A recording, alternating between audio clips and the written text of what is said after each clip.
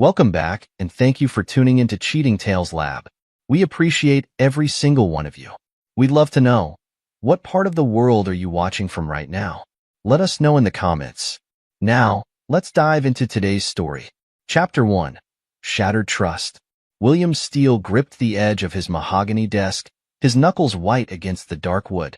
The foster care system's file lay open before him, its contents stirring memories he'd kept buried for years. A photograph of two young boys, himself and Michael Thompson, stared back at him, their grins revealing missing teeth and the kind of hope only children could maintain in such circumstances. "Mr. Steele?" James Chin's voice crackled through the intercom. "Ms. Grace is here to see you." William closed the file, tucking it into his desk drawer. "Send her in, James."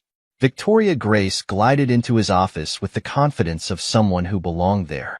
Her designer heels clicked against the floor, each step measured and deliberate. She carried herself with the poise of old money, though William knew better. He'd done his research before their first meeting at the CyberShield conference. "William," she said, her voice carrying a warmth that seemed to transform the stark office into something more intimate. "I brought you coffee. Black, no sugar. Just how you like it."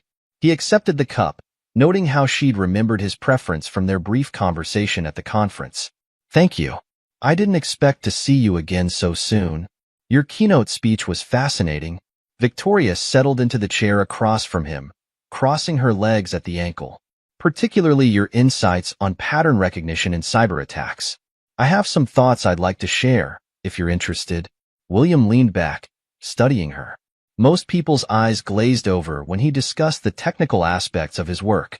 "I'm listening."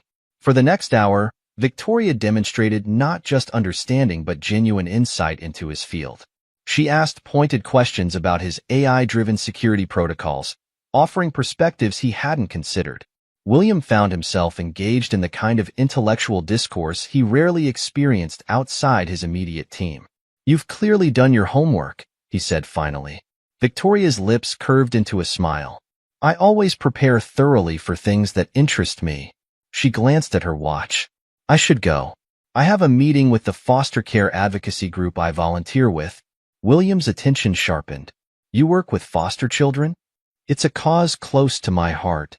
She stood, smoothing her skirt. "Perhaps we could discuss it over dinner?" The invitation hung in the air between them.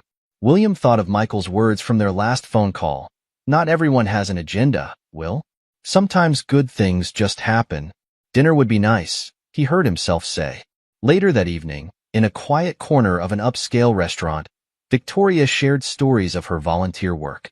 William watched her gestures become more animated as she described helping teenagers aging out of the system prepare for college interviews. "It's not just about education," she said, her passion evident. "It's about showing them they have value, that their past doesn't define their future." William thought of the Hendersons, his foster parents who'd shown him and Michael the same truth. "I know exactly what you mean." Their conversation flowed easily, touching on topics from technology to literature. Victoria listened intently when he spoke about his company's latest developments, asking questions that showed genuine interest rather than polite acknowledgement. As weeks turned into months, William found himself opening up more than he had with anyone since Michael. Victoria became a constant presence in his life, attending charity events at his side, offering insights on business decisions, and most importantly, understanding his drive to succeed. One evening, as they walked through a tech exhibition where his company was showcasing new security protocols, Victoria stopped by a display of their pattern recognition AI. "This is remarkable," she said, studying the complex algorithm scrolling across the screen. "The way it adapts to new threats. It's almost like it thinks for itself." "That's the goal," William replied, pride evident in his voice. "We're teaching it to recognize not just known patterns, but to predict new ones based on behavioral analysis." Victoria turned to him, her expression serious. "You're changing the world, William. Not many people can say that." He reached for her hand, feeling the warmth of her fingers intertwining with his. "I couldn't do it alone. Having you understand what I'm trying to achieve, it means everything." Their relationship deepened, marked by shared goals and mutual understanding. Victoria's presence at board meetings became expected, her insights valued. She never pushed for information about his work, but showed genuine interest when he chose to share it. When William decided to establish a foster care advocacy program through his company, Victoria threw herself into the project. She spent weekends helping to develop mentorship programs and educational initiatives. "You're amazing with them," William observed one Saturday, watching her guide a group of teenagers through a coding workshop his company had organized. Victoria smiled, tucking a strand of hair behind her ear. "They remind me of you, in a way. So much potential, just waiting for someone to believe in them."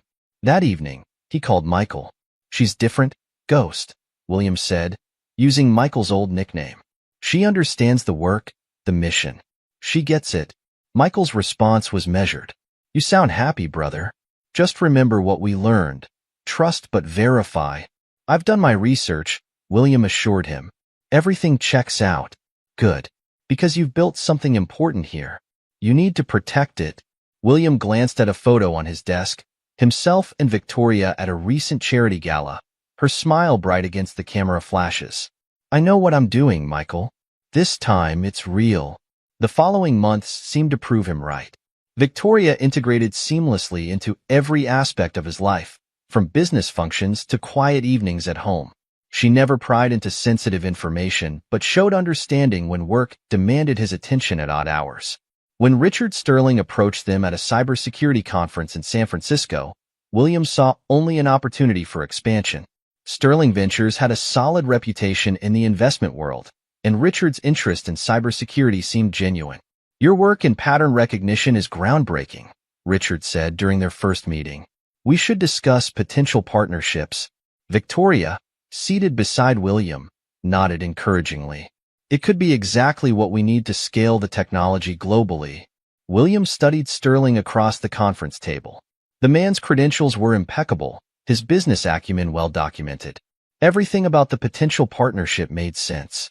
That evening, celebrating the preliminary agreement with Sterling Ventures, William raised his glass to Victoria. "I couldn't have done this without you." She touched her glass to his, her smile radiant. "We're just getting started, William. The best is yet to come." He believed her. In that moment, watching the city lights reflect off her glass, William Steele felt truly invulnerable. He had everything: success, purpose, and someone to share it with who understood both. He couldn't have known that the careful life he'd built was already beginning to unravel, thread by invisible thread. Chapter 2. The Betrayal. The first hint of discord came during a routine security audit.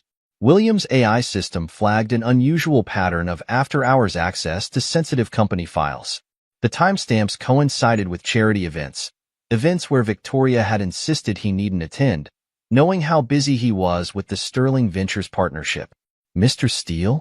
James Chun appeared in his office doorway, his expression troubled. "There's something you should see." William followed his assistant to the security center, where multiple screens displayed various data streams. James pulled up a specific set of logs, his fingers moving quickly across the keyboard.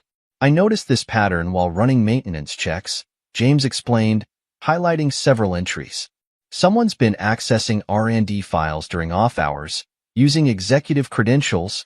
William leaned closer, his jaw tightening. The access points traced back to Victoria's security token. "How long?" 3 months, sir. It started shortly after the Sterling Ventures negotiations began. William's phone buzzed, a text from Detective Sarah Martinez. "Need to meet. Urgent. Usual place." An hour later, William sat across from Sarah in a quiet corner of a coffee shop they'd used for meetings since he'd helped her crack a complex cybercrime case the previous year. The detective slid a manila envelope across the table. "You're not going to like this," she warned. "But you need to see it." The envelope contained photos, Victoria and Richard Sterling at a private resort in the Maldives. The timestamp showed dates when Victoria had claimed to be in London for charity work. In one image, they were laughing over dinner. In another, walking hand in hand along a private beach. "There's more," Sarah said quietly. "Sterling's been making regular transfers to offshore accounts linked to shell companies. The pattern suggests money laundering." William's expression remained neutral, but his fingers tightened around the envelope. "How did you get these?" "Remember that facial recognition software you helped us implement?" It flagged Sterling at the airport. Standard procedure for tracking potential financial crimes. Victoria's presence was unexpected. William slipped the photos back into the envelope. Thank you, Sarah. I owe you. Just be careful, William. This goes deeper than personal betrayal. Back at his office, William initiated a deeper scan of company communications. The AI's pattern recognition algorithms revealed a complex web of encrypted messages between Victoria's devices and external servers. James appeared with more findings. Sir, I've traced the server locations. They're routing through Sterling Ventures' private network. Get me Michael, William ordered, his voice deadly calm. Within hours, Michael Ghost, Thompson's face filled William's secure video screen. The years of military service had hardened his foster brother's features, but his eyes still held the same sharp intelligence William remembered from their childhood. How bad? Michael asked without preamble. They're trying to push me out. Victoria's been gathering intel, probably for months. Sterling's involved. Michael's expression darkened. I've had my people watching Sterling since you mentioned the partnership. You're not going to like what we found. Tell me. He's been running weapons through shell companies in Southeast Asia, using legitimate tech investments as cover. Your company's reputation would make perfect camouflage for expanding his operation. William's laugh held no humor. And Victoria? She's done this before. Different names, different companies, but the pattern's the same. She finds successful tech firms, gets close to the founders, then helps facilitate hostile takeovers. Sterling's her partner in more ways than one. The pieces clicked into place. Victoria's careful study of his work, her interest in his security protocols, her encouragement of the Sterling partnership. Every moment of supposed understanding had been calculation. I want everything, William said. Every detail, connection, skeleton in their closets. Already on it, brother. But there's something else you should know. Sterling's got a guy, Magnus Blake. Corporate fixer with a reputation for making problems disappear. William remembered the name from whispered conversations in boardrooms. Can he be bought? Everyone can be bought, Michael replied. Question is, what's the price? A knock at the door interrupted them. James entered, his face pale. Sir, there's been a breach. Someone's accessing the core servers. William ended the call with Michael. Lock it down. Now. They rushed to the security center, where screens showed multiple unauthorized access attempts hitting their systems simultaneously. It's a coordinated attack, James reported, his fingers flying over the keyboard. They're trying to override our security protocols. William watched the attack pattern scroll across the screen. He recognized Victoria's digital signature in the approach. She learned enough about their systems to know exactly where to strike. Let them in, he ordered. James's head snapped up. Sir? Let them think they've won. But first, activate Protocol Ghost. Protocol Ghost was a security measure William had designed but never implemented. A shadow system that would allow them to track and record every action while feeding false data to intruders. Sir, James hesitated. If we let them in, even with Protocol Ghost active, they could still cause significant damage. They already have, William replied, his voice cold. Now it's my turn. As they watched the attackers move through their systems, William's phone lit up with a message from Victoria. Working late again? Don't forget we have dinner with the Sterlings tomorrow night. William typed back a response, his fingers steady. Wouldn't miss it. He turned to James. Get me everything on Dr. Scarlett Russell. And James? Thank you for your loyalty. James nodded, understanding the weight of those words. She's a behavioral psychologist, sir. Specializes in corporate profiling. She's actually my sister. William's eyes narrowed thoughtfully. Arrange a meeting. It's time to start building our own network. As James left to make the arrangements, William stood alone in the security center, watching the attack unfold on his systems. On one screen, a photo from the company Christmas party showed him and Victoria smiling, her hand resting possessively on his arm. He deleted it with a single keystroke. The William Steele who had opened his heart to Victoria Grace was gone. In his place stood a man who would demonstrate exactly why crossing him was a fatal mistake. Chapter 3. The Descent. The coordinated cyber attack on major banks hit the news cycles like a tsunami. William's phone hadn't stopped ringing since the first reports emerged. He stood in his command center, surrounded by screens displaying real-time data from affected institutions. "They're using our own protocols against us," James reported, monitoring the attack patterns. "The signatures match our proprietary systems." William's expression remained impassive. "Of course they are." Victoria handed them everything they needed. He turned to face his team. "Start the countermeasures." Protocol Lazarus. Protocol Lazarus was a fail-safe William had built into his systems, a way to turn any attack using their technology back on itself. He'd never told Victoria about it, despite her countless questions about their security measures. "Sir," one of his engineers called out, "Sterling Ventures is calling an emergency board meeting. They're citing security concerns about our systems." "Right on schedule," William murmured. He checked his phone. 3 missed calls from Victoria, 2 from Richard Sterling. A text message glowed on the screen. "Will, please call me. We need to talk about the company's future." Instead of responding, he dialed Michael's secure line. "Ghost, are you ready?" "My team's in position," Michael confirmed. "We've got eyes on Sterling's operations in Jakarta, Singapore, and Bangkok. One word from you, and we start unraveling his entire network." "Hold position," William ordered. "Let them make their move first." The board meeting was set for noon. William arrived early, noting the nervous glances from board members as they filed in. Victoria sat beside Richard Sterling, her professional mask firmly in place, but William caught the slight tremor in her hand as she arranged her papers. Richard Sterling stood, his confidence evident in every movement. "Given the current security breach and its impact on multiple financial institutions, we need to discuss immediate leadership changes at Steel Security Solutions." "Interesting timing," William commented, his voice carrying across the boardroom. "Considering Sterling Ventures' recent activities in Southeast Asia." Richard's smile faltered slightly. "I'm not sure what you're implying, William." "No." William pressed a button on his phone. The boardroom screens lit up with detailed records of weapons shipments, money transfers, and correspondence. "Perhaps I should be more explicit." Victoria's face drained of color as she recognized some of the documents, files she thought she deleted from William's servers. "This is absurd," Richard sputtered. "These documents are clearly fabricated." "Are they?" William stood, commanding the room's attention. "Because federal agencies might disagree. In fact," he checked his watch, "they should be executing search warrants at Sterling Ventures offices right about now." As if on cue, his phone buzzed with a message from Sarah Martinez. "Raids in progress. Evidence exactly where you said it would be." Richard's composure cracked. "You can't do this. We had a deal." "No, Richard. You and Victoria had a deal. I just played along." William turned to the board members. "You'll find complete documentation of their attempts to seize control of this company in your email, along with evidence of similar schemes they've executed at other firms." Victoria finally found her voice. "William, please. We can explain everything." His laugh held no warmth. "Save it for your lawyers, Victoria. You'll need them."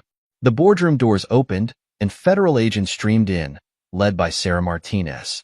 "Richard Sterling, Victoria Grace, you're under arrest for conspiracy, corporate espionage, and financial fraud." As the agents led them away, William received another message from Michael. "Blake's waiting to meet. Says he has something you'll want to see."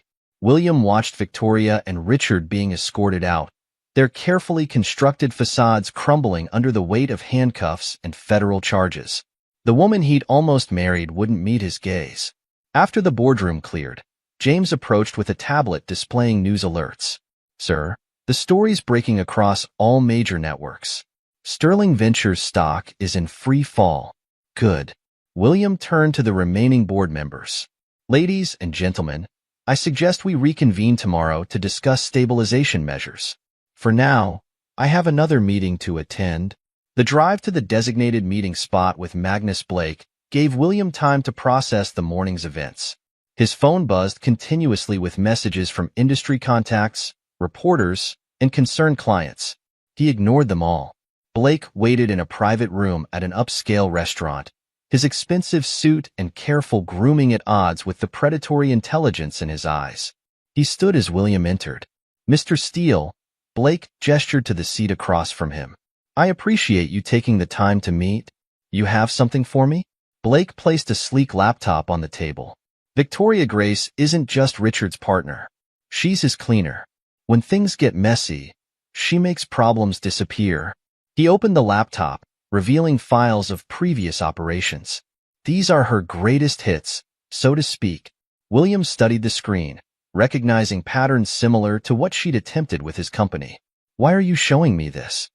Because Richard Sterling crossed a line, Blake's expression hardened. He's not just moving weapons anymore.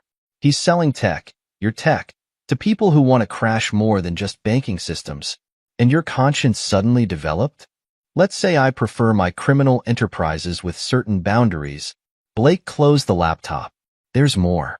Victoria's been building a fail-safe, blackmail material on every executive she's ever worked with. Insurance, she calls it. William's phone buzzed again. A message from Michael. You need to see this.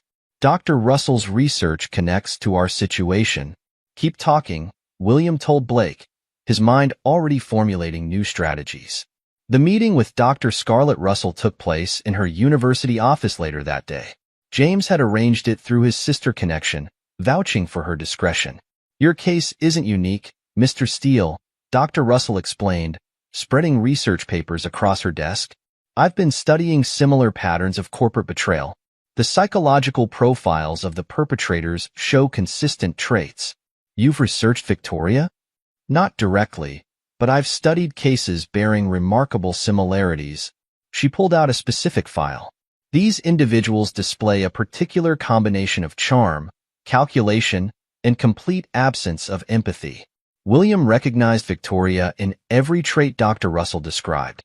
What's your interest in this, Doctor? Academic, primarily, but also personal. I've seen what these people do to companies, to lives. She met his gaze directly. Your situation could provide valuable insights for my research. As William left her office, he received another update from Sarah Martinez. The raids had uncovered more than expected, evidence linking Victoria to prescription drug distribution networks operating through her charity events. Back at his office, William found James waiting with more revelations. Sir, I've been analyzing Victoria's communication patterns. She's been using the charity programs database to track potential targets. Other successful tech companies with founders who match her preferred profile. Single, successful, with troubled pasts, William nodded. Makes them more susceptible to her particular brand of manipulation. There's something else. James hesitated.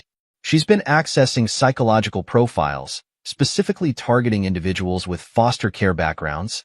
The implications hit William hard. She hadn't chosen him by chance. Every moment, from their first meeting at the CyberShield conference to her interest in his foster care advocacy work, had been calculated. His phone lit up with a final message from Michael, all pieces in place. Your call on how we proceed. William stood at his office window, watching the city lights below. The betrayal had been total, but his response would be equally comprehensive. Victoria and Richard had thought they were dealing with a self-made tech executive, someone whose past made him vulnerable to manipulation. They were about to learn just how wrong they'd been. James, he called, get me everything on Victoria's sister, Rachel Grace, and set up another meeting with Dr. Russell. We're going to need her expertise. As night fell over Silicon Valley, William Steele began planning the complete destruction of the people who'd thought they could break him. The foster system had taught him patience. Michael had taught him strategy. But Victoria and Richard had taught him the most valuable lesson of all. Never leave your enemies with the means to strike back. The first act of their drama was ending, but William was already writing the script for what would follow. This time, he would be the one directing the play. Chapter 4. Pieces in Motion. 7 years passed like a game of chess, each move calculated, each piece positioned with deliberate. William Steele sat in his renovated office, watching Dr. Scarlett Russell present her latest research findings to the board. Her presence commanded attention, her expertise evident in how she broke down complex psychological patterns into actionable intelligence. Corporate predators follow consistent behavioral patterns, Scarlett explained, her laser pointer highlighting key data points. They target companies with specific vulnerabilities, often exploiting personal connections rather than technical weaknesses. William observed the board members' reactions, noting who seemed particularly uncomfortable with the presentation. James Chin, now as Chief Intelligence Officer, discreetly marked names on his tablet. After the meeting, Scarlett joined William in his private office. Their marriage certificate hung on the wall beside his security patents, both weapons in their ongoing war. Thompson called, Scarlett said, closing the door. His team tracked another weapons shipment through Bangkok. William's phone buzzed, a message from Diana Fox. Sterling's meeting with Japanese investors tomorrow. Same pattern as before. Perfect timing, William replied, turning to his wife. How's the book coming along? The publisher wants more case studies. Scarlett pulled up a file on her tablet. I've been focusing on Victoria's early work, her time at Yale with Richard, their first corporate takedowns. The pattern was there from the beginning. Show me. Scarlett's research had uncovered Victoria's methodology in excruciating detail. Each company she'd helped destroy followed the same template. Find a vulnerable founder, exploit personal connections, then strip the company's assets through a series of seemingly legitimate transactions. James entered with fresh intelligence. Sir, Diana's report from Sterling Ventures came through. Richard's gambling debts have tripled in the last quarter. Excellent. William stood, straightening his tie. Time to apply some pressure. Get me Rachel Grace on the line.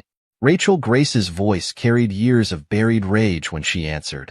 William, you have news? Your sister's starting to make mistakes. The charity events are drawing attention from the wrong people. The prescription drugs? Among other things. How's the investment firm? Rachel's laugh held no humor. Growing stronger each day. Sterling's investors are getting nervous about his recent decisions. They're looking for alternatives. Make sure they find you. Already done. 3 major partners have scheduled meetings for next week. William ended the call and turned to Scarlett. Your research on corporate psychology, we need to accelerate it. Focus on addiction patterns in executives. Richard's gambling and Victoria's need for control. They're both spiraling. Time to tighten the noose. Diana Fox's consulting business had become the perfect cover for monitoring Sterling Ventures' operations. Her office overlooked Silicon Valley, its location carefully chosen to maintain appearances of legitimacy while serving their true purpose. Richard's getting sloppy, Diana reported during their secure video call. He's using company funds to cover personal losses. The board's starting to notice.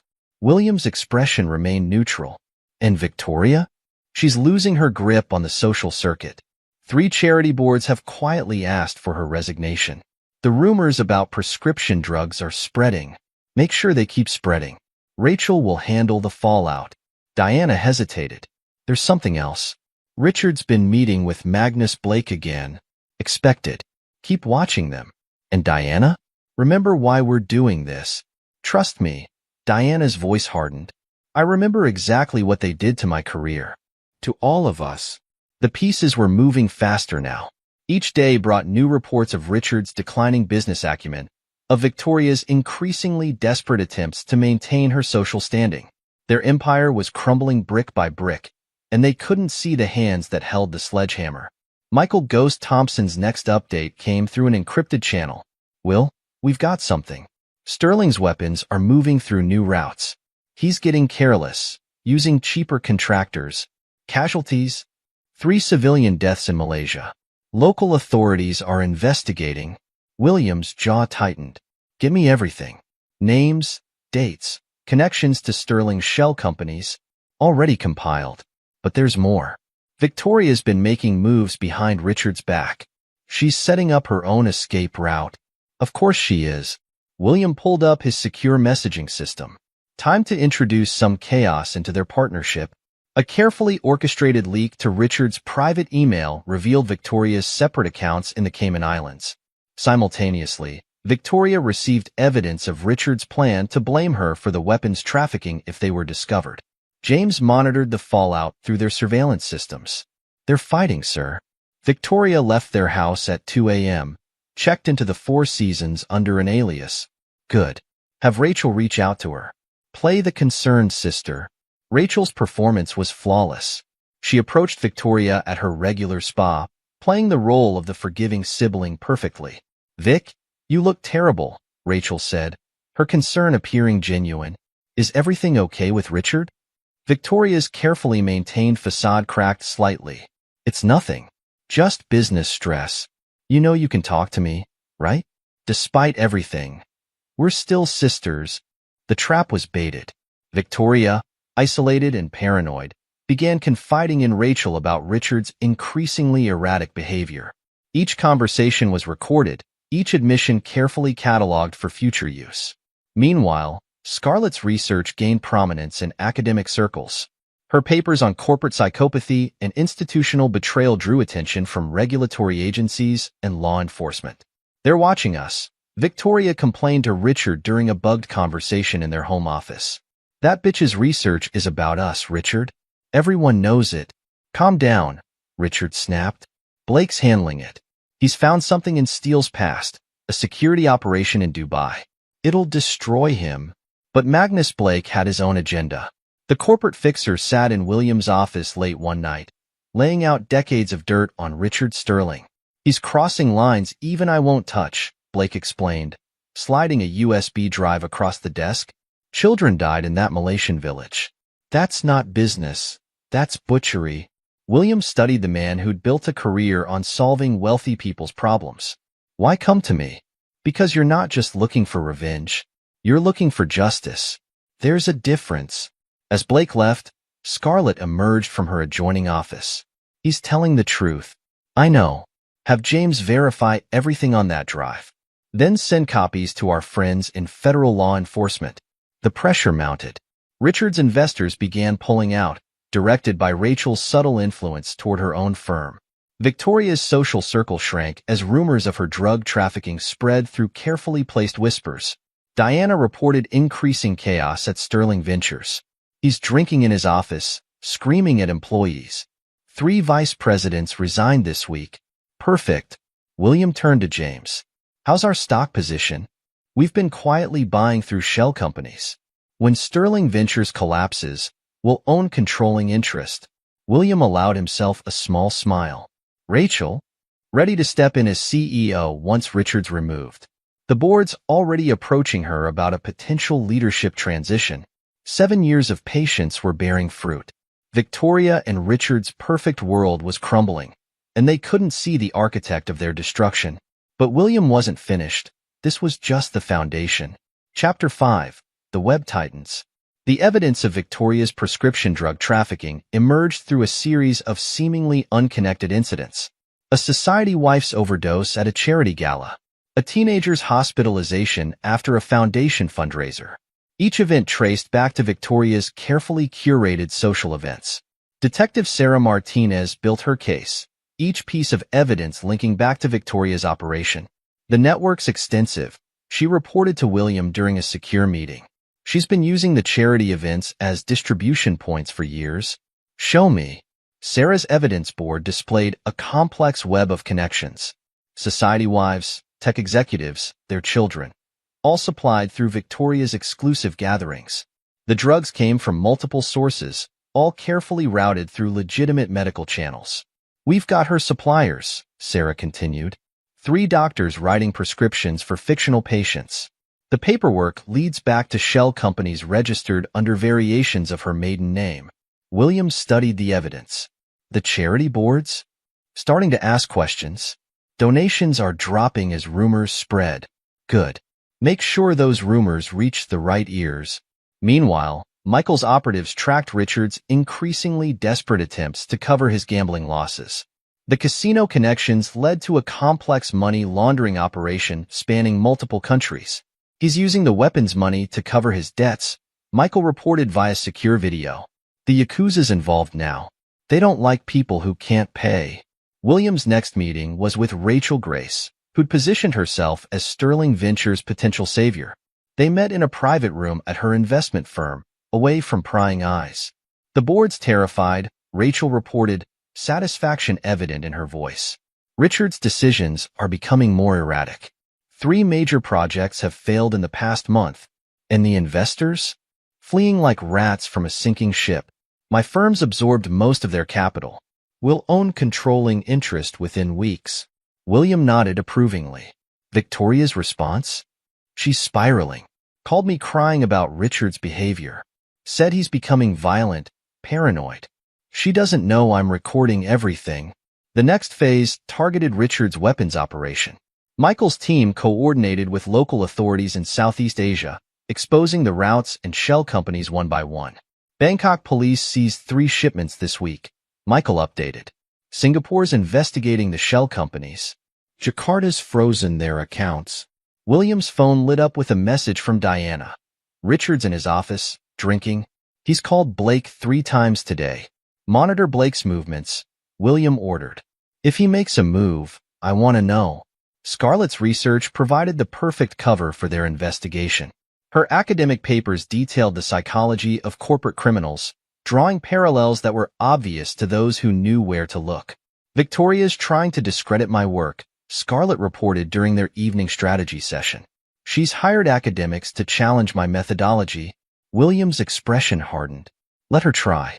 Each attack only draws more attention to the research. The pressure mounted on multiple fronts. Victoria's social empire crumbled as evidence of her drug trafficking spread through Silicon Valley's elite circles. Richard's business decisions became more desperate as his gambling debts escalated. James monitored their communications, tracking the growing discord between them. They're fighting constantly, sir. Victoria's accused Richard of setting her up. He claimed she's stealing company funds. Perfect. Time to accelerate their collapse. The next phase began with a series of strategic leaks. Evidence of Richard's Yakuza connections reached the Sterling Ventures board. Simultaneously, proof of Victoria's separate offshore accounts landed on Richard's desk. Diana witnessed the fallout firsthand. Richard destroyed his office, she reported. Accused Victoria of betraying him in front of the entire executive team. Victoria's retaliation was swift. She transferred millions from their joint accounts, leaving Richard unable to cover his next payment to the Yakuza. His desperate calls to Blake went unanswered. The fixer had chosen his side. She's running scared, Rachel reported after their next lunch meeting. Asked me about overseas banking regulations. She's planning to flee. William's response was cold. Let her try. All escape routes are monitored. The web tightened further as federal agencies began investigating Sterling Ventures' international operations. Michael's evidence of weapons trafficking reached key prosecutors, while Sarah Martinez's drug trafficking investigation closed in on Victoria's distribution network. We've arrested 3 doctors, Sarah updated. They're all willing to testify about Victoria's involvement. James brought more intelligence from their surveillance operation. Sir, Victoria's contacted divorce attorneys. She's gathering evidence against Richard, as expected. Make sure that evidence finds its way to our friends in federal law enforcement. The collapse accelerated. Sterling Ventures' stock plummeted as news of federal investigations broke. Richard's gambling debts came due, with Yakuza enforcers making their presence known at board meetings. Victoria's attempt to salvage her social standing backfired spectacularly. At a charity gala, one of her regular customers overdosed in the bathroom. The society pages that had once celebrated her now chronicled her fall from grace. The charity boards have all cut ties, Rachel reported with satisfaction. She tried hosting a private fundraiser last week. Nobody came. William's revenge plan incorporated each failure, each public humiliation into a larger strategy. Victoria and Richard's desperation made them predictable, their actions following patterns Scarlett had documented in her research. They're exhibiting classic cornered behavior, Scarlett analyzed during their strategy session. Richard's aggression is increasing. Victoria's looking for escape routes. They'll turn on each other soon. The prediction proved accurate. Richard's attempts to blame Victoria for the weapons trafficking led to a public confrontation at a board meeting. Victoria retaliated by leaking evidence of his gambling addiction to the press. The boards called an emergency session, Diana reported. They're voting on Richard's removal tomorrow. William's phone buzzed with a message from Blake. Sterling's desperate. Talking about leaving the country. Want me to stop him? Not yet. Let him run. The federal agents know where to find him. The final pieces of Act 2 were falling into place. Victoria and Richard's empire was crumbling, their relationship destroyed by mutual betrayal. But William knew their desperation would make them dangerous. They'll retaliate, Scarlett warned. My research shows it's inevitable. William's smile held no warmth. Let them try. Everything they know about us is exactly what we wanted them to know. The stage was set for the final act of their destruction. William Steele had spent 7 years building this web, and now his enemies were trapped within it, their own actions sealing their fate. Chapter 6. Countermoves. The first strike came through the press. Detailed exposés of William's classified government contracts splashed across major newspapers. Victoria and Richard had played their trump card, hoping to destroy his reputation before their own final fall. William sat in his office, reading the headlines with calm detachment. James rushed in, tablet in hand. "Sir, our government contacts are demanding explanations. The Dubai operation details are everywhere. Right on schedule." William turned to his secure phone. "Michael, are we ready?" Defense departments prepared to issue their statement. NSA's standing by. Your role in Dubai was officially sanctioned. We've got the paperwork to prove it. The media frenzy shifted as government agencies confirmed William's security clearance and the legitimate nature of his operations. Victoria and Richard's attempted expose backfired, drawing unwanted attention to their own international dealings. Scarlett faced her own battles as Richard and Victoria targeted her research. Academic journals received allegations of falsified data. Professional colleagues questioned her methods.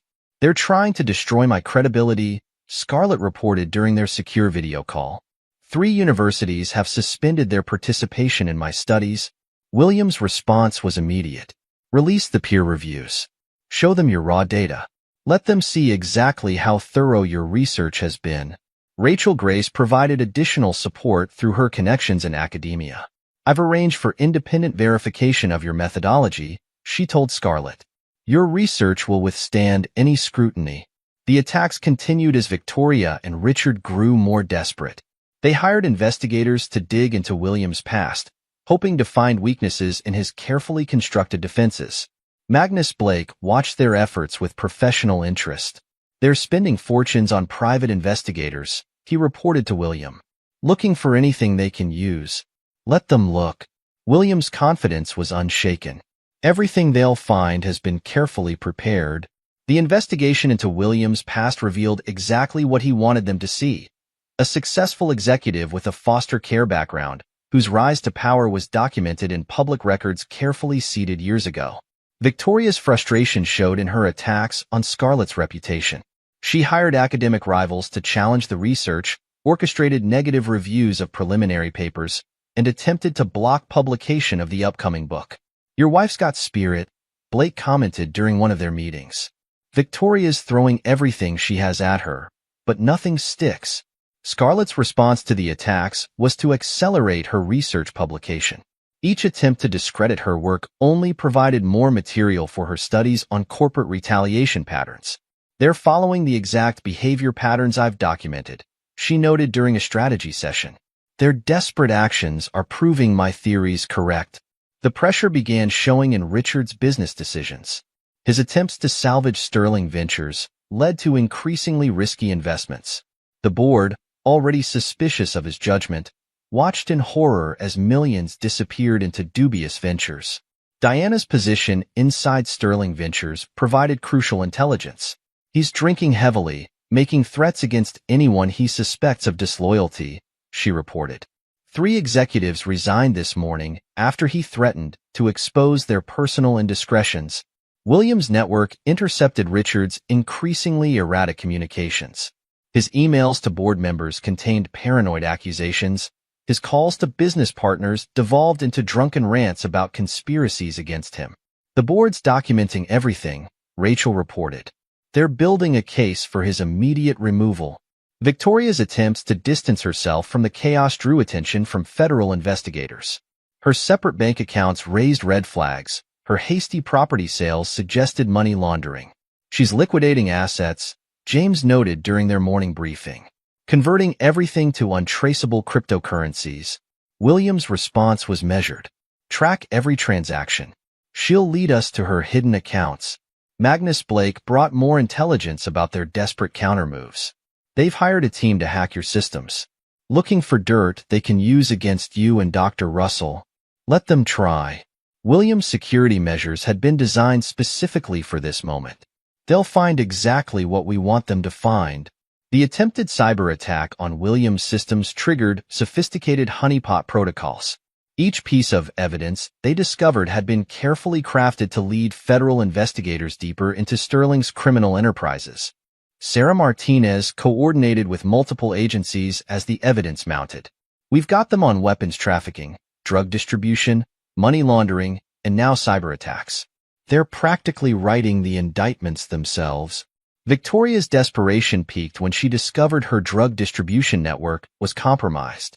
Her attempts to warn her society clients led to panicked reactions that drew more attention from law enforcement. 3 socialites have agreed to testify, Sarah updated. They're talking about decades of prescription drug trafficking through charity events. Richard's gambling debts reached critical levels. His Yakuza creditors grew impatient, their threats becoming more explicit. Security cameras caught their enforcers entering Sterling Ventures' offices after hours. He tried to access the corporate emergency fund, Diana reported. The board blocked his credentials. He's completely cut off. Michael's team monitored their increasingly frantic movements. Victoria's booked flights to 5 different countries under various aliases. Richards contacted several known fixers about new identities. William gathered his core team for a final strategy session before Richard and Victoria's desperate endgame played out. Scarlett, James, Diana, Rachel, and Michael's holographic presence filled the secure conference room. They're cornered, Scarlett analyzed. All psychological indicators point to imminent catastrophic action. They'll risk everything on one final move. Rachel nodded in agreement. Victoria called me ranting about conspiracy theories. She's convinced everyone's betrayed her, even her private pilots and security team. Richard's no better, Diana added. He pulled a gun during a board meeting yesterday. Security had to escort him out. James pulled up their latest surveillance data. They're both accessing their emergency protocols. Multiple cash withdrawals, contact with known underground transport specialists. Let them run, William instructed. Every escape route they know about is compromised. Every contact they trust reports to us. Magnus Blake's final report confirmed their desperation. They're turning on each other. Richard's given evidence of Victoria's independent criminal operations to federal authorities. She's retaliating with proof of his weapons deals. William's phone lit up with a message from Sarah Martinez. Federal warrants approved. Surveillance teams in position. Perfect. William surveyed his team. 7 years of work comes down to this. Everyone knows their roles. The pieces were set for Richard and Victoria's final destruction. Their desperate countermoves had only served to dig their graves deeper, their attempts at retaliation becoming evidence of their crimes. As Act 2 drew to a close, William Steele watched their frantic preparations for escape with the satisfaction of a master strategist, seeing his endgame unfold exactly as planned. The stage was set, the actors were in position, and the final act of his revenge would begin without either of his targets realizing they'd been dancing to his tune all along. Diana's last report of the evening painted a picture of complete dissolution at Sterling Ventures. The board had called an emergency session, federal investigators were openly monitoring the building, and Richard Sterling's office had been stripped of all authority. It's done, she confirmed. The empire they built on betrayal is falling apart. William ended another day of careful orchestration, knowing that each desperate move his enemies made brought them closer to their inevitable destruction. The setup was complete. The web had tightened until escape was impossible. All that remained was to watch them destroy themselves in their final, futile attempts to survive. Chapter 7. The Confrontation. The Tech Innovation Gala's security cameras captured each moment of the carefully orchestrated destruction. William Steele adjusted his cufflinks, watching the monitors as Victoria Grace Sterling made her entrance. Her designer dress couldn't hide the strain of recent months, the slight tremor in her hands as she grabbed a champagne flute, the too bright smile that failed to mask her desperation. "She's spotted you," Scarlett murmured into her earpiece, positioned across the room. Moving into position. Victoria's path through the crowd seemed random, but William recognized the predatory calculation in each step. She'd chosen her moment carefully, waiting until she had maximum audience for what she thought would be her moment of triumph. Still lonely at 45? What a loser. Her voice carried just far enough to draw attention from nearby tech executives. Look at me, living the dream with your beautiful ex-millionaire. William's lips curved into a cold smile. Meet my wife, too. Scarlett appeared beside him, elegant and composed. The recognition hit Victoria like a physical blow. Not just William's wife, but Dr. Scarlett Russell, whose upcoming book on corporate psychopathy had become the talk of Silicon Valley. You. Victoria's voice faltered. Dr. Russell Steele, Scarlett corrected smoothly. Your case study made quite an interesting chapter. The behavioral patterns were particularly fascinating. Victoria's gaze darted between them, the implications sinking in. You planned this. All of it. 7 years, William confirmed, though you made it remarkably easy. Your patterns were so predictable. You can't prove anything, Victoria hissed, but her fingers tightened around the champagne glass. Actually, Magnus Blake's voice came from behind her. We can prove everything. Victoria spun to face the corporate fixer she'd hired to destroy William. Blake's expression held no sympathy as he continued. The federal agents are already in position. Shall we wait for Richard to arrive before we begin? As if on cue, Richard Sterling burst through the gala's entrance, his usual polish replaced by barely contained panic. Victoria, we need to leave. Now. Going somewhere? Sarah Martinez stepped forward, her badge glinting under the chandeliers. Richard Sterling, Victoria Grace Sterling, you're under arrest. The other servers shed their disguises, revealing federal agents who moved with practiced efficiency to secure the exits. Michael Ghost Thompson materialized from the shadows, coordinating the operation through his military-grade communications system. The international warrants are active, he reported to William. Bangkok to London. They've got nowhere to run. Richard's face contorted with rage. This is harassment. My lawyers will. Your lawyers have already been arrested, Blake interrupted. The evidence of their involvement in your weapons trafficking operation was quite comprehensive. Victoria's social mask cracked completely. You bastard. I loved you. No. William's voice cut through her theatrics. You loved what I could give you. Power, position, access. The same things you loved about all your victims. Rachel Grace emerged from the crowd, fixing her sister with a contemptuous stare. Just like you loved our parents, Vic, before you drove Dad to suicide? Rachel? Victoria's shock was genuine. You're part of this? I've been part of this from the beginning. Someone had to help dismantle your precious social empire. The federal agents moved in, reading rights and securing handcuffs. Richard struggled briefly, screaming about conspiracies and setups until an agent efficiently subdued him. Diana Fox watched from near the bar, satisfaction evident in her expression as her former boss was led away in handcuffs. The board meeting tomorrow should be interesting, she commented to James Chen, especially with Rachel ready to step in as CEO. Victoria made one last desperate attempt as they led her past William. I'll tell them everything. About Dubai, about your government contract. You mean the fully sanctioned operations? Michael stepped forward. The ones with presidential approval? Please, do tell them. William watched his enemies being led away, their destruction as meticulously executed as their betrayal had been. Scarlett took his arm, her presence grounding him in the moment of triumph. 7 years, she mused. Was it worth the wait? William's expression remained cold as he watched Victoria and Richard being escorted into separate police vehicles. This isn't the end. It's just the beginning of their real punishment. The gala's other attendees huddled in groups, phones recording every moment of the spectacular downfall. Tomorrow, the videos would go viral. By next week, the indictments would be public record. The destruction of Victoria Grace Sterling and Richard Sterling was about to become the biggest scandal Silicon Valley had ever seen. And William Steele had orchestrated each moment. Chapter 8. The Fall from Grace. The headlines competed for the most sensational take on the scandal. Tech power couple's criminal empire exposed. Silicon Valley's perfect marriage built on blood money. Corporate psychopath. The Victoria Grace story. William sat in his office, watching multiple news feeds cover the unfolding disaster.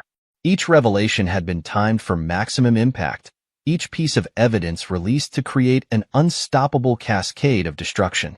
The indictment just dropped, James reported, tablet in hand. 97 counts, including international weapons trafficking, drug distribution, money laundering, and corporate espionage. Rachel Grace entered, triumph evident in her bearing. Sterling Ventures board just voted me in as CEO. The company's being renamed Grace Investments effective immediately. Any resistance? William asked, though he already knew the answer. None. They're desperate to distance themselves from Richard. I've already initiated the reforms we discussed. The evidence against Victoria and Richard had been overwhelming. Magnus Blake had coordinated with law enforcement agencies across 3 continents, ensuring that no loophole would offer escape. Victoria's lawyers tried to cut a deal, Sarah Martinez reported during their secure video call. Offered to testify against Richard in exchange for immunity. William's laugh held no humor. And Blake produced the evidence of her independent operations. She's actually facing more charges than Richard now. The social fallout was equally devastating. Diana Fox's testimony about workplace harassment opened the floodgates. Former employees and associates came forward with stories of abuse, manipulation, and retaliation. 6 more victims came forward today, Scarlett updated, reviewing her research notes. All following the same pattern Victoria used in her previous operations. The prosecutor's office is adding their statements to the case. The tech industry watched in fascination as Richard Sterling's empire crumbled.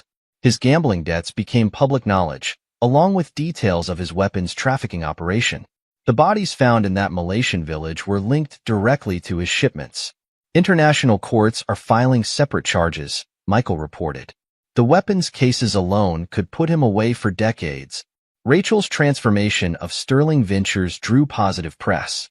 Her focus on ethical investment and corporate responsibility presented a stark contrast to her predecessor's crimes. The stock stabilizing, she informed William during their weekly strategy meeting. Investors appreciate the transparency of the new management. Diana's consulting firm handled the corporate restructuring, identifying and removing Richard's remaining loyalists. The culture's changing, she reported. People feel safe speaking up about problems now. Victoria's attempt to salvage her reputation backfired spectacularly. Her social circle, already shaken by the drug trafficking revelations, abandoned her completely when evidence emerged of her role in manipulating her father's suicide. She tried calling me from jail, Rachel revealed during a private moment. Begged me to tell the press it was all a misunderstanding about Dad's death. Your response? I sent her the suicide note. The one she thought she destroyed. The one that named her specifically. The scandal sparked wider discussions about corporate culture and accountability.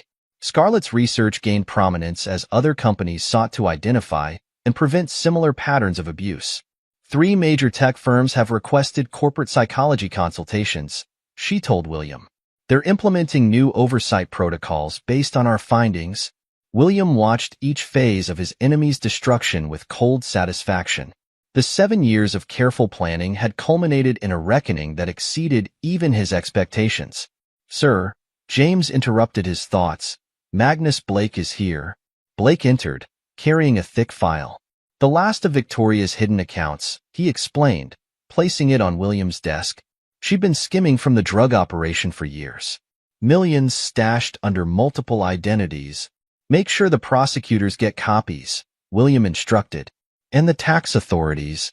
The evidence of Victoria's independent criminal enterprises proved particularly damaging. Her charity events had been more than just drug distribution networks. They'd been intelligence-gathering operations, collecting blackmail material on Silicon Valley's elite. We've identified 16 suicides linked to her blackmail schemes, Sarah Martinez updated. The DA's considering additional charges. Richard's attempts to shift blame onto Victoria in exchange for leniency failed when Blake produced records of his Yakuza connections. The Japanese crime syndicate, facing international pressure, had traded information about his money laundering operation for reduced scrutiny. They're turning on each other, Michael noted with satisfaction. Each new interview brings more accusations, more evidence. The tech media covered each revelation with increasing amazement. The story had everything: betrayal, crime, international intrigue. and the spectacular downfall of a power couple who'd thought themselves untouchable. William's revenge had become a cautionary tale for Silicon Valley. The message was clear. Cross William Steele, and your destruction would be absolute. Chapter 9. Justice Served. The federal courthouse buzzed with anticipation as the judges prepared to deliver their sentences.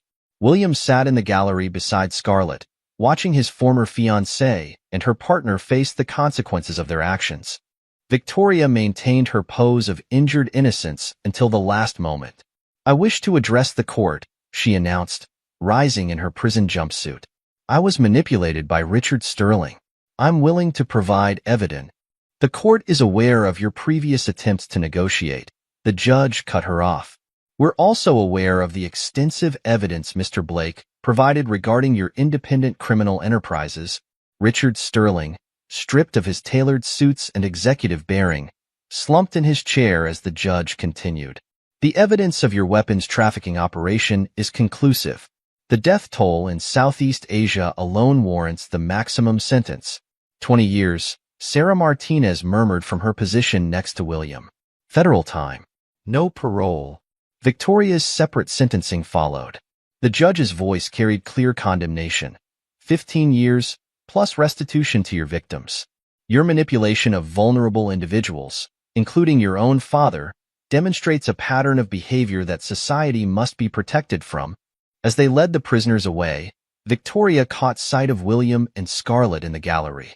Her mask cracked completely. "You destroyed everything I built." "No, Victoria." William's voice carried just far enough. "You destroyed yourself. I just made sure you couldn't take anyone else down with you." The aftermath transformed Silicon Valley's corporate landscape. The Steele Russell Foundation, established with recovered assets from Victoria's hidden accounts, became a leading force for corporate reform. The Whistleblower Protection Program is operational, James reported during the Foundation's first board meeting. 3 major tech firms have already adopted our ethical compliance standards. Scarlett's book became required reading in business schools. Her research center, funded by the Foundation, developed new protocols for identifying and preventing corporate abuse. "We're seeing real change," she told William as they reviewed the center's latest findings. "Companies are implementing psychological screening for executive positions. The patterns we identified in Victoria's case have helped prevent similar predators from gaining power." Rachel Grace's transformation of Sterling Ventures into a force for positive change drew international attention. Her focus on ethical investment and corporate responsibility set new standards for the industry. "The old guard is retiring," she reported during their monthly strategy meeting. "The new generation of tech leaders wants transparency, accountability." Diana Fox's consulting firm handled the implementation of these new standards. "Companies are competing to prove their ethical credentials," she noted. The Sterling scandal changed everything. The final piece fell into place at the annual foster care benefit. William and Scarlett stood at the podium, announcing their new initiative for children aging out of the system. "The Steele Russell Foundation isn't just about corporate reform," William addressed the crowd. "It's about protecting the vulnerable from predators who see their pain as an opportunity for exploitation." Rachel, now a respected leader in venture capital, served on the Foundation's board alongside Diana Fox and other survivors of Victoria and Richard's schemes. Each brought their own perspective on the importance of ethical leadership. Michael Ghost Thompson headed the Foundation's international operations, his military experience crucial in identifying and preventing weapons trafficking through legitimate businesses. "We're not just punishing the guilty," he told William during their secure calls. "We're changing the system that allowed them to operate." Magnus Blake, whose evidence had been crucial in securing the convictions, found a new role advising companies on ethical compliance. His insider knowledge of corporate crime made him uniquely qualified to prevent it.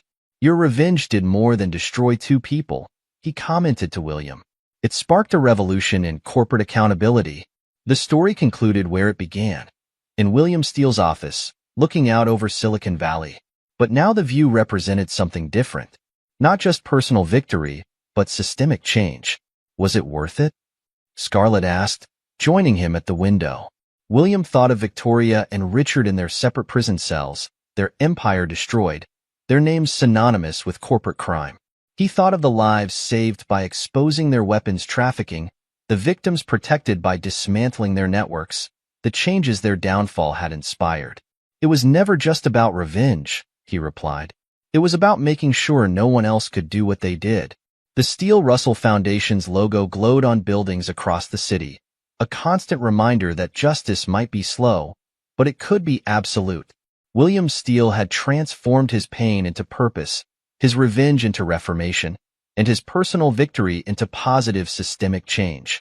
The price of betrayal had been high, but its consequences reached far beyond personal vengeance, reshaping the landscape of corporate accountability in Silicon Valley and beyond. Victoria and Richard's spectacular fall became a warning to others who would follow their path. Power built on betrayal could not stand against a man who had learned to turn pain into purpose. Epilogue. A decade later, William Steele stood at the entrance of the Federal Correctional Facility, his presence commanding attention despite the decade that had passed. At 60, his hair showed distinguished streaks of gray, but his eyes retained their penetrating intensity. He wasn't here as a visitor. This was the day Victoria Grace Sterling would be released after serving her 15-year sentence. "You didn't have to come," Scarlett said, standing beside him. Their marriage had grown stronger through the years, their shared mission of corporate reform transforming Silicon Valley's landscape. "Yes, I did." William watched the prison gates with predatory focus. "She needs to understand that freedom doesn't mean escape." Victoria emerged, her designer confidence replaced by institutional fatigue. Prison had aged her harshly.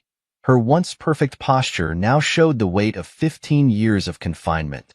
She stopped short at the sight of William and Scarlett. "Still monitoring me?" Her voice carried a shadow of her old bitterness. "Always." William's tone was clinical. "The terms of your release are clear. You'll be tracked. You'll be watched. One misstep, and you'll return to a cell. You've taken everything else. What more do you want?" "Insurance." William handed her a thick envelope. "Inside you'll find proof that we're still watching. Photos of your attempted communications with old contacts. Records of your failed attempts to hide assets. A reminder that your cage may be bigger now, but it's still a cage." Sarah Martinez approached from her surveillance position. Now a senior federal agent, she'd made her career on the Sterling case and its aftermath. "Ms. Grace Sterling, your parole officer is waiting. We need to review your restrictions." Victoria's release marked a milestone, but William's empire had grown far beyond mere personal revenge. The Steele Russell Foundation had become a global force for corporate reform, its whistleblower protection programs and ethical business initiatives reshaping international commerce. Scarlett's Research Center, housed in a modern complex in Silicon Valley, had trained thousands of corporate psychologists. Her methodology for identifying and preventing corporate abuse had become standard practice in major companies worldwide. "The latest numbers are in," she told William during their drive back to headquarters. "Implementation of our screening protocols has prevented an estimated $12 billion in corporate fraud this year alone." The Steele Russell Tower dominated the skyline, its architecture reflecting the transparency they'd brought to corporate culture.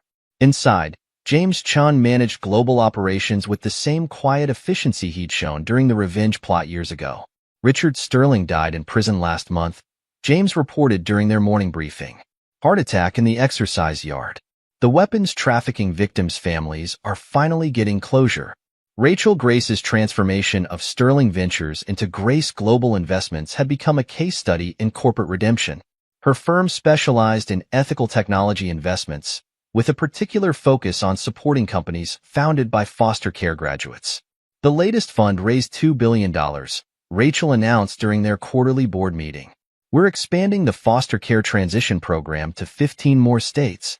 Diana Fox's consulting firm had merged with the foundation's corporate reform division, creating an international powerhouse for business ethics training. Her experiences with Sterling Ventures had shaped programs that transformed toxic corporate cultures. 200 companies through the reform program this year, Diana reported. 87% show sustained improvement in ethical compliance. Michael Ghost, Thomson's International Security Division, had expanded beyond its original mission. Working with law enforcement agencies worldwide, they specialized in exposing corporate-sponsored criminal enterprises. "The weapon trafficking routes Sterling used are dead," Michael confirmed during their secure weekly call. His old networks have been dismantled. No one's been able to rebuild them.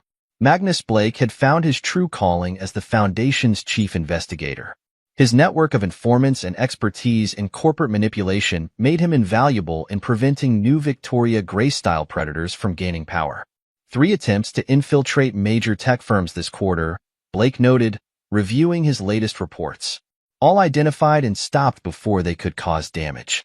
The patterns you taught us to recognize are holding strong. The Foundation's headquarters housed a special secure room, the Legacy Archive. Here, William kept detailed records of Victoria and Richard's downfall, along with evidence of ongoing monitoring of similar corporate predators. Singapore branch reported another attempt, James noted, updating the archives. Former Sterling associate trying to restart the old weapon supply routes. Local authorities shut it down within hours. Victoria's sister Rachel had transformed her pain into purpose.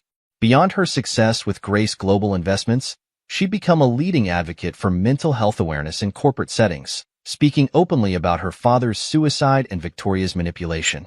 The Foundation's mental health initiative has reached 50,000 executives, Rachel reported during their annual review. We're seeing real change in how companies handle psychological abuse in the workplace. Scarlett's book had spawned an entire academic field. Universities worldwide now offered courses in corporate psychological profiling, using the Victoria Grace case as a primary study in how predators infiltrate and destroy organizations. 10 years of data proves the model, Scarlett presented at an international conference.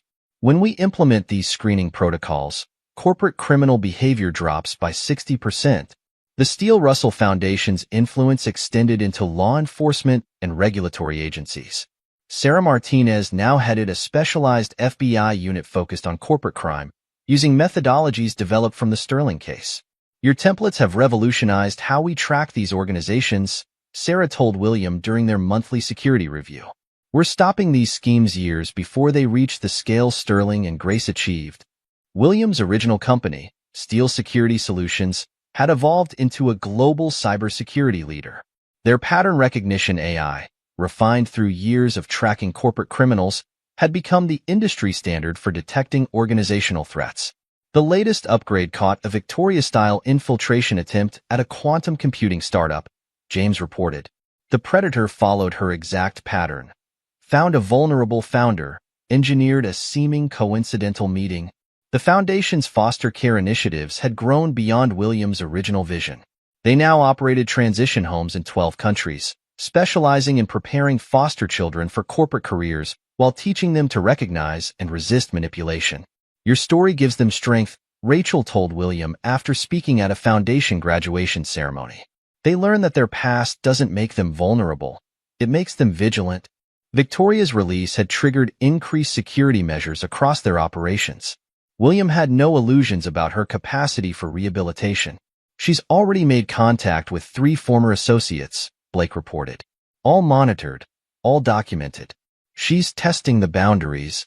Let her test, William replied. The boundaries are absolute. The decade had proven the effectiveness of their methods. Corporate crime rates had plummeted in sectors that implemented Steele-Russell protocols. Companies caught attempting Sterling-style weapons trafficking or Grace-style psychological manipulation faced swift, severe consequences. The deterrent effect is measurable, Scarlett noted during a board meeting.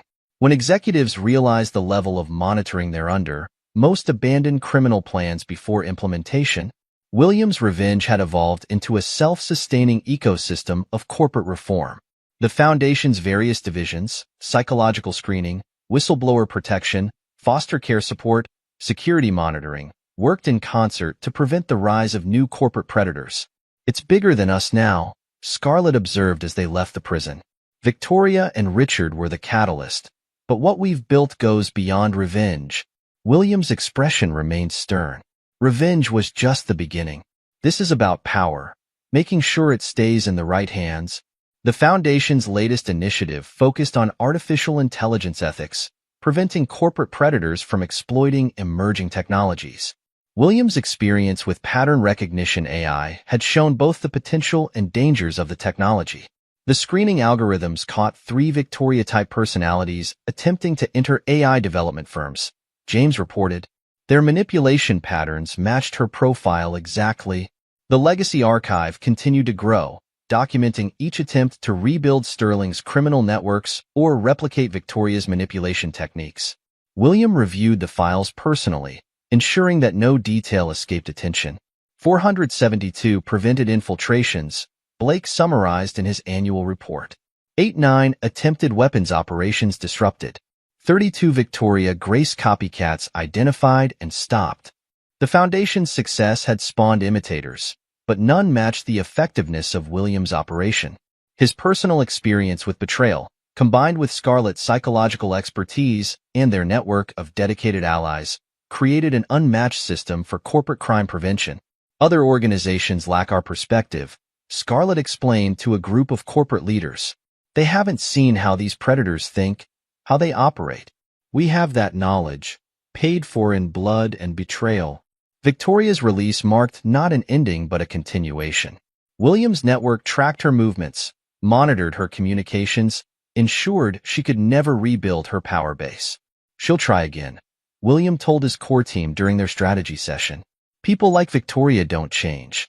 They just adapt their tactics. Let her try, Rachel said, her voice hard.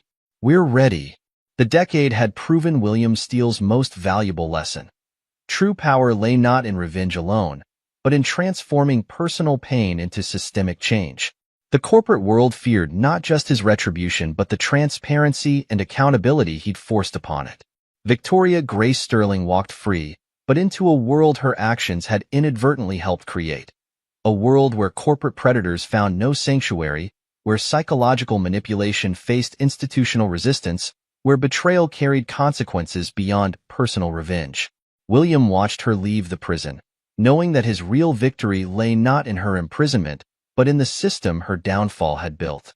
The price of betrayal had become not just personal retribution but permanent, institutional change. The Steele-Russell Foundation stood as a monument to that truth, its global network ensuring that power, once corrupted, faced not just punishment but transformation. William Steele had built more than revenge. He'd built a legacy that would outlast them all. And somewhere in a federal prison, Richard Sterling's cold body served as a final reminder. Cross William Steele, and your destruction would be absolute, extending beyond death into the very systems you tried to corrupt. This is where our story comes to an end. Share your thoughts in the comments section. Thanks for your time. If you enjoy this story, please subscribe to this channel. Click on the video you see on the screen, and I will see you there.